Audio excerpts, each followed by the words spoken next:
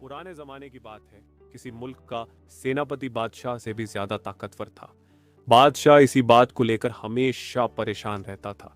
उसे पता था कि सिपाह सालार ने लूटमार मचाकर अपनी ताकत को बढ़ा लिया है। एक दिन सेनापति ने अचानक बगावत कर दी और बादशाह को कत्ल करके खुद सल्तनत का बादशाह बन गया। काफी अरसा बादशाहत के मजे लूटने के बाद इसने दरबार में ऐलान किया कि अब वक्त आ गया है कि मैं अपना जानशीन मुकर्रर कर जो मेरे बाद सल्तनत को संभालेगा, मगर मेरी एक शर्त है कि मेरा जानशीन मुझसे भी ज्यादा चालाक और होशियार होना चाहिए।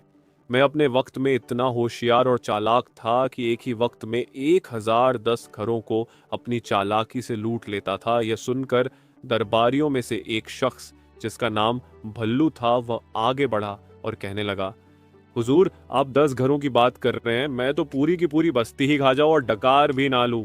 सेनापति बादशाह ने कहा, तो ठीक है, तुम 7 वाली बस्ती में जाकर अपना कमाल दिखाओ। भल्लू वहां से रुखसत हुआ और अपनी बीवी को साथ लेकर एक सौदागर के भेष में 7 वाली बस्ती में रहने लगा।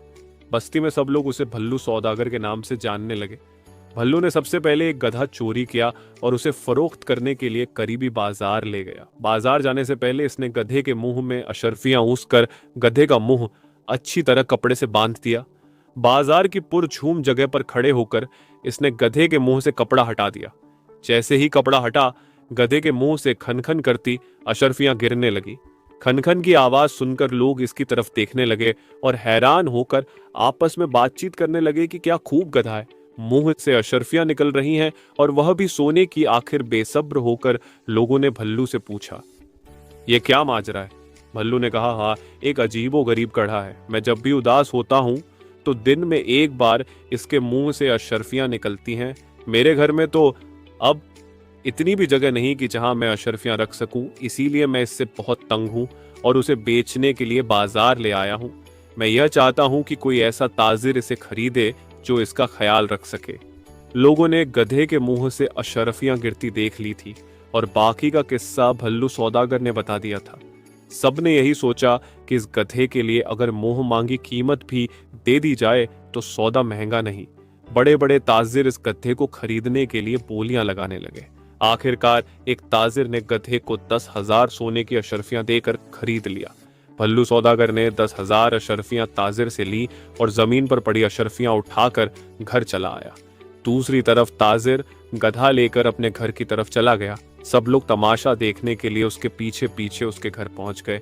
गधे के मालिक ने कहा, भाइयों, चलो अब गधे के मुंह से अशर्फियां निकालते हैं। चुनांचे गधे का मालिक और बाकी लोग उदास शक्ल बनाकर गधे के इर्द गिर्द जमा हो गए।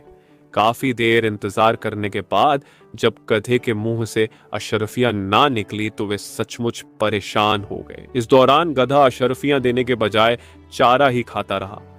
आखिरकार एक अक्लमंद शख्स वहां से गुजरा। उसने जब देखा कि इतने सारे लोग परेशान बैठे हैं तो उनसे पूछा, क्या माजरा है? लोगों ने जो कुछ हुआ था वह बयान कर दिया। उस अक्लमंद आदमी ने ताजिर को बताया, तुम्हारे साथ धोखा हो चुका है। इससे पहले कि वह लुटेरा भाग जाए फौरन उसे पकड़ लो और सबक सिखाओ। सब लोग इकट्ठे होकर भल्लू के घर पहुंचे और दरवाजा खटखटा कर भल्लू को आवाज दी।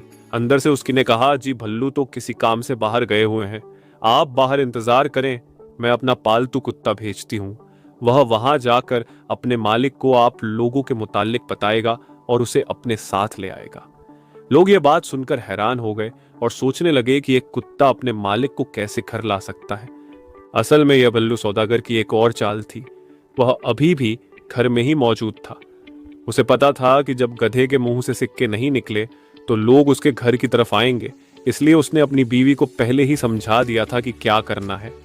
तुरंत भल्लू की बीवी ने कुत्ते को आजाद किया, जो दरवाजे से निकलकर लोगों के सामने से होता हुआ भाग गया। दूसरी तरफ भल्लू अपने घर की पिछली दीवार फलांग कर कुत्ते की सीमत में भागा। कुछ ही देर में उसने कुत्ते को पकड़ लिया और उसके साथ वापस घर की तरफ आ गया। थोड़ी ही देर गुजरी थी कि लोग आंखें फाड़े भल्लू को देख रहे थे, जो अपने कुत्ते के पीछे पीछे चला आ रहा था। सब लोग ये बात भूल गए कि वे वहां क्यों आए थे और कुत्ते के मुताल्लिक चहगोइया करने लगे कि यह कुत्ता तो बड़ा ही कमाल का है। उन्होंने भल्लू सौदागर से पूछा, जरा बताओ तो ये कुत्ता कितने का है? भल्लू सौदागर ने पहले तो इनकार किया। ये कुत्ता मैं किसी सूरत नहीं बेचूंगा। मगर बाद में उन्हीं लोगों में मौजूद एक और ताजिर ने जब 100,000 अशरफियां निकाली तो भल्लू मान गया। वह ताजिर कुत्ते को लेकर अपने घर की तरफ चल पड़ा और लोग उसके पीछे पीछे चल पड़े, यह देखने के लिए कि कुत्ता घर से गए हुए शख्स को कैसे वापस लाता है। जिस ताजिर ने यह कुत्ता खरीदा था उसका एक गुलाम भी था जो अपने मालिक से बड़ा ही तंग था और हमेशा इसी ताक में रहता था कि कब मौका मिले और भाग जाऊं। ताजिर घर पहुंचा तो उसने अपने गुलाम से कहा, तुम जरा साथ वाली बस्ती में जाओ और वहां से चावल के दाम पूछ कर आओ। गुलाम खुशी खुशी रवाना हो गया। जैसे ही गुलाम घर से निकला, ताजिर ने कुत्ते को पीछे से भेज दिया। गुलाम को मौका मिलते ही वह भाग खड़ा हुआ और कुत्ता भी कहीं दूर निकल गया। काफी देर गुजर गई। जब गुलाम और कुत्ता दोनों वापस न आए तो लोग समझ गए कि उनके साथ एक बार फिर धोखा हो गया है। शदीद गुस्से के आलम में लोग एक बार फिर भल्लू के घर पहुंच गए। जोर जोर से जब दरवाजा बजने की आवाज आई तो भल्लू सौदागर एक बार फिर घर की पिछली दीवार फलांग कर बाहर कूद गया। जाते जाते उसने एक पुराना और बसीत सा बीन दीवार पर लटका दिया और अपनी बीवी के कान में कुछ खुसर फसर की। फिर उसने जेब से लाल रंग की एक पुड़िया निकालकर बीवी को दी और कहा, इसे कपड़ों में छुपा ले। भल्लू की बीवी ने दरवाजा खोला और लोगों से कहा, मेरा शौहर साथ वाली बस्ती में किसी काम से गया हुआ है।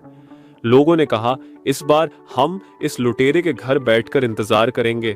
इस तरह दोनों ताजिर जिनको लूटा गया था समेत बस्ती के बाकी लोग भी भल्लू के घर बैठ गए। कुछ देर गुजरने के बाद भल्लू सौदागर घर में दाखिल हुआ और एक नए मंसूबे के तहत लोगों की इज्जत और तकरीर करते हुए झुक झुक कर आदाब करने लगा।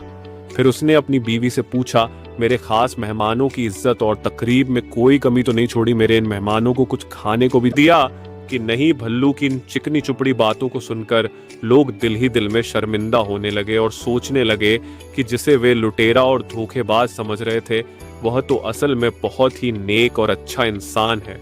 भल्लू की बीवी ने इनकार में सिर हिलाते हुए कहा, इन फजूल और बेकार लोगों को कौन मेहमान बनाता है? मैं तो इन्हें पानी तक भी ना पूछूं और तुम खाने की बात कर रहे हो। यह सुनकर भल्लू गुस्से से लाल पीला हो गया और जेब से एक खंजर निकालकर बीवी के पेट में घोंप दिया। खून का एक फव्वारा निकला और भल्लू की बीवी वहीं गिरकर मर गई। यह देखकर वहां बैठे लोग भल्लू पर लानत भेजने लगे और कहने लगे, तुमने इतनी सी बात पर अपनी बीवी को कत्ल कर दिया। भल्लू सौदागर ने कहा, आप लोग फिक्र न करें, यह तो हमारा रोज का मामूल है। मैं अक्सर गुस्से में आकर अपनी बीवी को कत्ल कर देता हूँ और दोबारा इस बीन की मदद से उसे जिंदा भी कर देता हूँ। उसने दीवार पर लटकी हुई बसीत बीन की तरफ इशारा करते हुए कहा। कुछ ही देर बाद भल्लू ने वह बीन उतारी और सपेरों की तरह अपनी बीवी के पास बैठकर बजाने लगा।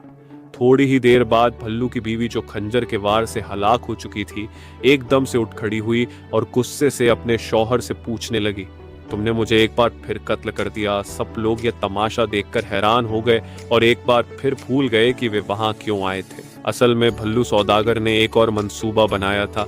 उसने जो लाल रंग की पुड़िया अपनी बीवी को दी थी वह उसकी बीवी ने पहले से ही अपने कपड़ों में छुपा ली थी। भल्लू के पास एक खंजर था जिसके अंदर स्प्रिंग लगा हुआ था। वॉर करने की सूरत में खंजर की फल दस्ते के अंदर चली जाती थी। यूं जिस पर इस खंजर से वार किया जाता था उसे कोई नुकसान नहीं होता था और हकीकत में भल्लू की बीवी मरी नहीं, बल्कि जैसे ही भल्लू ने अपनी बीवी पर वार किया था इसने उस सुर्ख रंग की थैली को फोड़ दिया जिसे लोग समझ बैठे। इतने में लोग इस बीन के बारे में भल्लू से पूछने लगे। भल्लू सौदागर ने कहा कि यह बीन मेरे दादा की मीरास है, मैं किसी कीमत पर इसे फरोख्त नहीं करूंगा। एक और ताजिर आगे बढ़ा और 100,000 अशरफिया देकर भल्लू से बीन खरीद लिया। इसके बाद लोग अपने अपने घरों को चले गए। जिस ताजिर ने वो बीन खरीदा था वह अपनी बीवी से बहुत ही तंग था, क्योंकि उसकी बीवी आए दिन उससे झगड़ा करती थी। इसने सोचा कि आज अगर मेरी बीवी ने झगड़ा किया तो उसे मार दूंगा और अगले दिन दोबारा जिंदा कर दूंगा। जैसे ही ताजिर घर पहुंचा तो उसकी बीवी ने हस्बे मामूल झगड़ा करना शुरू कर दिया। ताजिर ने जेब से खंजर निकाला और अपनी बीवी के पेट में घुसे दिया। ताजिर की बीवी वहीं पर ढेर हो गई। सुबह उठकर ताजिर ने सोचा कि चलो अब बीवी को जिंदा किया जाए। इसने बीन लिया और बीवी के पास बैठकर उसे बजाने लगा, मगर बीवी जिंदा ना हुई। काफी देर गुजर गई। वह बीन बजाते बजाते थक गया, मगर बीवी ना उठी।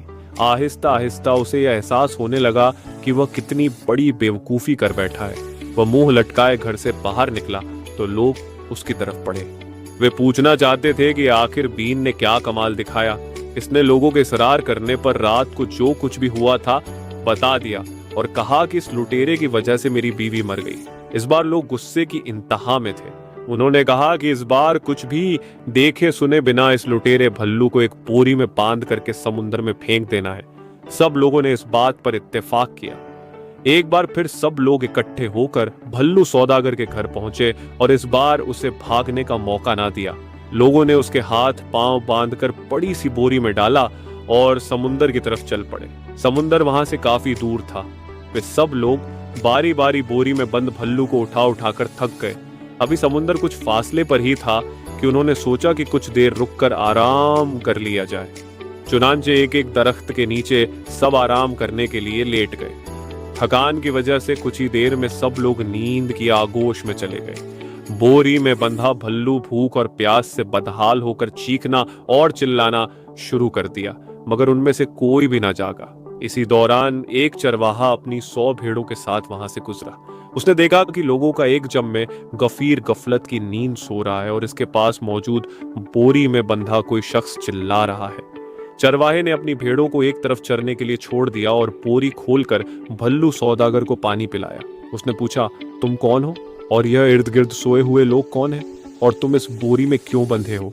भल्लू सौदागर ने जवाब दिया, ये जितने भी लोग सो रहे हैं ये मेरे खानदान के लोग हैं और मेरी शादी जबरदस्ती समुंदर पार शहजादी से करवाना चाहते हैं, मगर मुझे माल और दौलत की जरा भी लालच नहीं। मैं अपने चचा की लड़की से शादी करना चाहता हूँ, इसलिए मैं इस शादी से राजी नहीं हूं। जब मैंने इनकार किया तो उन्होंने मुझे बोरी में बंद कर दिया और इसी हालत में मेरी शादी समुंदर पार इस शहजादी से करना चाहते हैं। चरवाहा भल्लू की बातें सुनकर मुतासिर हो गया और पूछने लगा कि बताओ, क्या मैं तुम्हारे किसी काम आ सकता हूं?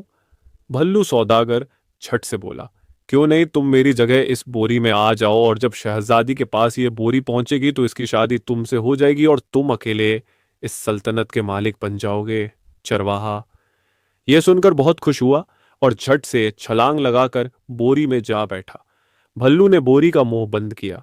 चरवाहे की तमाम भेड़ें ली और वहां से रफ्फू चक्कर हो गया। जब वे लोग नींद से बेदार हुए तो उन्होंने बोरी में बंद चरवाहे को समुंदर में फेंक दिया और घरों को वापस लौट गए। अगले दिन उन्होंने देखा कि भल्लू सौदागर के घर के बाहर 100 भेड़ें बंधी हुई हैं। वे लोग भल्लू के घर गए तो उन्हें अपनी आंखों पर यकीन नहीं आ रहा था, जिसे उन्होंने बोरी में बंद करके समुंदर के हवाले कर दिया था। वह अपनी बीवी के साथ हंस हंस कर गप्पे लगा रहा था। उन्होंने भल्लू से पूछा, हमने तो तुम्हें समंदर में फेंक दिया था, मगर तुम तो सही सलामत घर में मौजूद हो, बल्कि अपने साथ 100 भेड़े भी ले आए हो। आखिर यह माजरा क्या है? भल्लू सौदागर कहने लगा, जब तुम लोगों ने मुझे समंदर में फेंका तो एक जल परी ने मुझे बचा लिया। वह मुझे देखते ही मुझ पर फिदा हो गई और अपने साथ समंदर के नीचे महल में ले गई। उसने मुझे शादी की पेशकश की तो मैंने यह कहकर इनकार कर दिया कि मैं तो पहले से ही शादीशुदा हूं और अपने घर वापस जाना चाहता हूं। तब उस जलपरी ने मुझे वापस आने की इजाजत दे दी और मुझे 100 भेड़ें तोहफे में दे दी। जाते हुए उसने मुझसे यह कहा कि जो कोई भी यहाँ जलपरियों से शादी करना चाहता है और यहाँ जिंदगी बसर करना चाहता है, उसे यहाँ बोरी में बांध कर ले आना। यकीन मानो, जो भी हमसे शादी करेगा और यहाँ जिंदगी बसर करेगा उसकी जिंदगी ऐश में गुजरेगी। ये बात सुनकर वहां मौजूद हर शख्स कहने लगा, मैं वहां जाना चाहता हूं। भल्लू ने कहा, तुम लोग बहुत थोड़े हो, अगर इस बस्ती के सब अफराद भी वहां चले जाएं तो भी कम है। उन्होंने कहा, कल हम सब लोग बस्ती के हर फर्द को जाने पर राजी कर लेंगे। भल्लू सौदागर ने कहा, ठीक है, कल सुबह के वक्त हर कोई एक बोरी और एक रस्सी लेकर समुंदर के पास पहुंच जाए और वहां पहुंचकर हर शख्स एक दूसरे को बोरी में बंद करने में मदद करे। अगले रोज सबने ऐसा ही किया। लालच में अंधे होकर गांव के कई लोग तैयार हो गए। एक एक करके उन्होंने खुद को बोरियों में बंद कराया और बाकी बचे हुए लोगों ने बिना सोचे समझे उन्हें उठाकर समुंदर में फेंक दिया। भल्लू सौदागर ने गहरी सांस ली, अपने झुंड की तरफ देखा और मुस्कुराते हुए वहां से चलता बना और अपनी बीवी के साथ वापस बस्ती में पहुंच गया।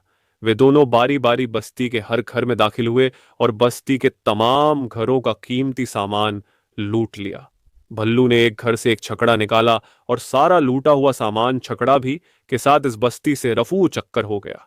फिर वह सीधा सिपाह सालार बादशाह के पास पहुंचा।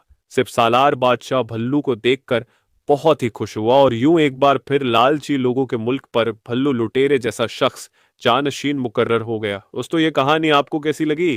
कमेंट्स में अपनी राय का इजहार जरूर कीजिएगा। यदि वीडियो पसंद आई हो तो वीडियो को लाइक और चैनल को सब्सक्राइब जरूर करना, ताकि इसी प्रकार की वीडियो और देख सको। गहरी सांस ली।